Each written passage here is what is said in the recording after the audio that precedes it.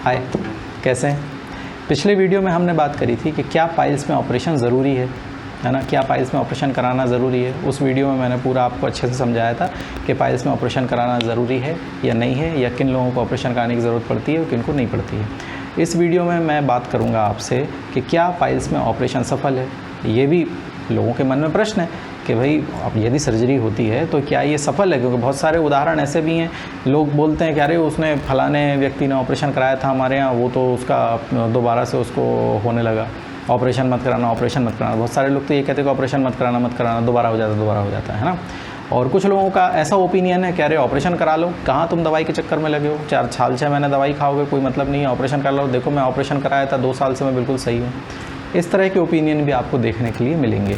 तो ये प्रश्न एक बहुत बड़ा उठता है जब कोई सर्जरी के लिए पेशेंट तैयार हो रहा होता है। जैसे आप ही अगर तैयार हो रहे हैं सर्जरी के लिए, तो आपके मन में भी ये होगा कि यार मेरा ऑपरेशन सफल होगा कि नहीं होगा, मैं इन लोगों की कैटेगरी में आऊँगा या मैं दूसरे लोगों की कैटेगरी में आऊँगा। मतलब जो लोग ठीक हो गए उनकी कैटेगरी में रहूँगा, या फिर जो कह रहे हैं कि अरे यार ये तो फेल हो जाता है, उनकी कैटेगरी में रहूँगा। तो उनके लिए मैं ये वीडियो बना रहा हूँ कि देखिए ऐसा है, सर्जरी तो सारी सक्सेसफुल है।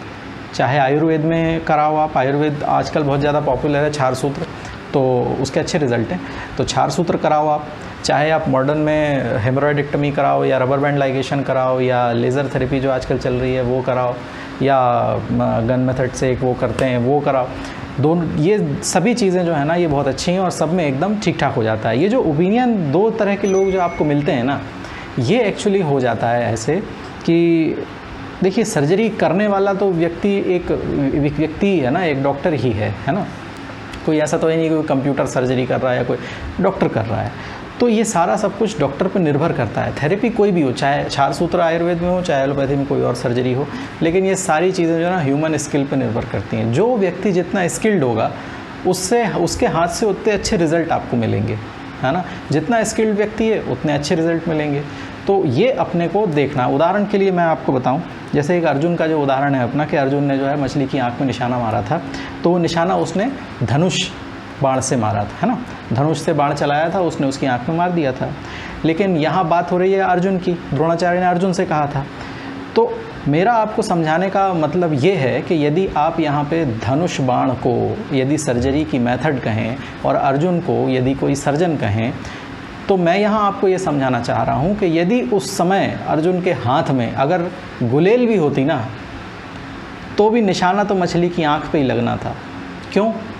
क्योंकि अर्जुन था, उसको निशाना लगाना आता है, वो उसमें एक्सपर्ट था, उसकी बहुत अच्छी प्रैक्टिस थी, इसीलिए वो निशाना लगा पाया।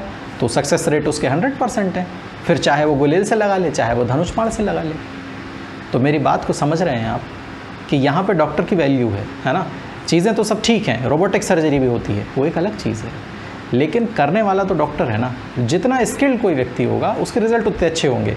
तो थेरेपी तो अच्छी बात है ही कि हाँ भाई ये थेरेपी जो है, जैसे क्षार सूत्र जो है, क्षार सूत्र के अच्छे रिज़ल्ट हैं, तो क्षार सूत्र जो है वो सबसे बढ़िया है आयुर्वेद में।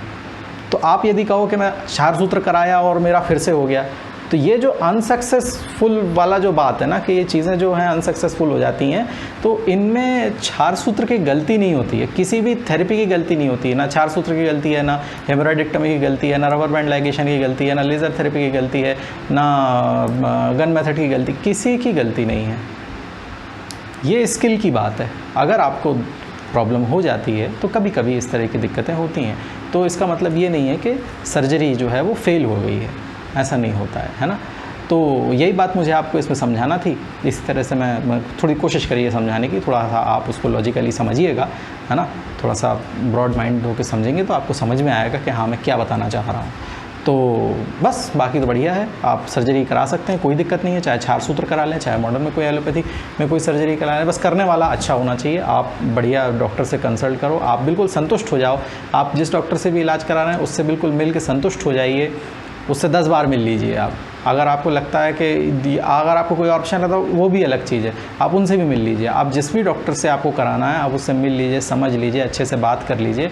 उसके बाद जब आपको कॉन्फिडेंस आए, आपको लगे कि हाँ भाई मुझे फ़लाने डॉक्टर से ही अपना ट्रीटमेंट कराना है, तो फिर आप उसको कराइए और फिर सब बढ़िया हो जाता है। कोई दिक्कत नहीं है, ऐसी सब ठीक हो जाते हैं, कोई प्रॉब्लम नहीं, सब सर्जरी एकदम सक्सेसफुल हो जाती है, कोई समस्या नहीं, है ना। तो बस ठीक है, मुझे इस वीडियो में यही बताना था बाकी तो अब नेक्स्ट वीडियो में मिलते हैं कोई नए क्वेश्चन के साथ। एक आध कोई नया क्वेश्चन अभी मैं कमेंट बॉक्स में से देखता हूँ, या अभी कुछ शाम को कोई पेशेंट आ जाए, कोई इंटरेस्टिंग क्वेश्चन आएगा तो फिर आपसे डिस्कस करेंगे और उसका आंसर मैं इसमें दूंगा। आंसर मैं इसलिए दे देता हूँ, दूसरे लोगों को भी उसका उत्तर मिल जाता है ना, तो हेल्प हो जाती है। तो बस ठीक है, मिलते हैं नेक्स्ट वीडियो में। Okay, bye.